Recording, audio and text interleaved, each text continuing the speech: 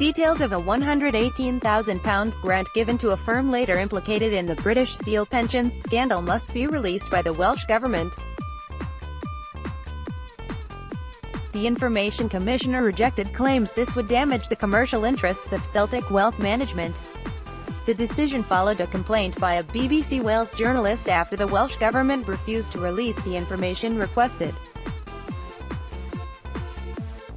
The Commissioner called the Welsh Government's arguments contradictory. In 2014, the Welsh Government gave £118,500 to the Pontarddulais-based Celtic Wealth Management.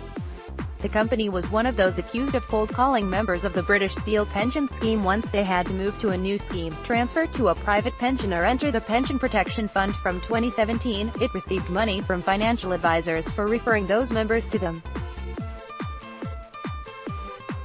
Many steel workers lost significant sums of money over the advice they were later given to transfer their pensions.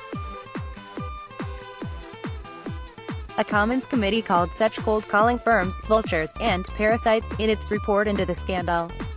Indian-owned Tata now owns the former British Steel operations, employing more than 8,000 people across England and Wales, with 4,000 in Port Talbot.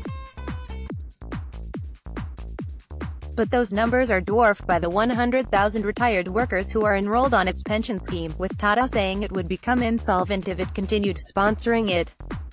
In 2017, a £14 billion restructuring of the fund was announced to keep its UK loss-making operations afloat. Steel pensions scheme victim to major mis-selling scandal. Steel pensions. Stephen Kinnock calls for flexibility under the Freedom of Information Act. BBC Wales asked the Welsh Government for evidence of how Celtic Wealth Management had met the terms of the grant, as well as an independent auditor's report and any other details of the grant agreement. It refused to release those details and argued that it would breach the company's commercial interests. The Welsh Government's claim was supported by Celtic Wealth Management, which said it would be very unlikely that it would survive as a business if those details were released. A BBC Wales journalist asked the Welsh Government for details of £118,500 given to the company in 2014 through InfoI request.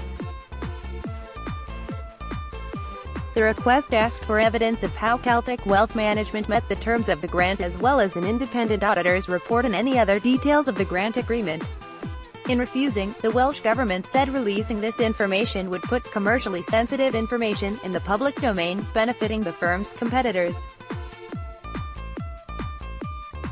This argument was supported by Celtic Wealth Management, who said it would be very unlikely that it would survive as a business if those details were released. When it refused, the journalist appealed to the Information Commissioner, who called the Welsh Government's arguments for refusing contradictory. The Commissioner concluded the Welsh Government failed to show a clear causal link between releasing the details and potential damage to the company's commercial interests. The ruling also said the Welsh Government had not shown why the withheld information was more use to the firm's competitors than what was publicly available through Companies House.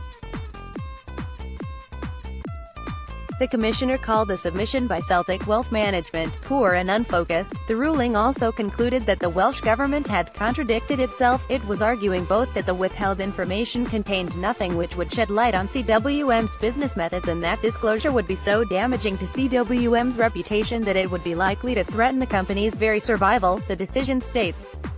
The ruling argued that there was nothing in the withheld information to suggest any of those involved had acted improperly. Let's